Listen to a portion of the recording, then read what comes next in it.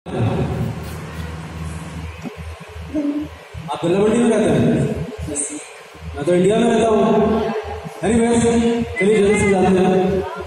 Coca Cola seriously इस समय Coca Cola की जरूरत बहुत है और परफॉर्मेंस हमारी मतलब तहलका मचाओगे ना। क्या सोच के आए उस शो में, तुम्हें क्या करना है? इस शो में क्यों आए? Sir dancer. हाँ जी सर डांसर बनना है। इस स्टेज पे क्यों आए? क्या करना है इस शो से? शो करना है अपने आप को। Okay, very good. ऐसी सोच रखो कि जो बहुत छोटे हो करते रहो, एक लेवल पे आओगे। ठीक है, all the best. All the best मिल चुका है आपको।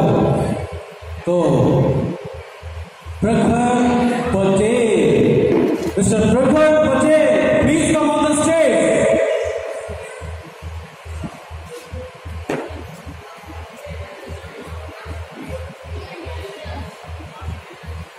म्यूजिक।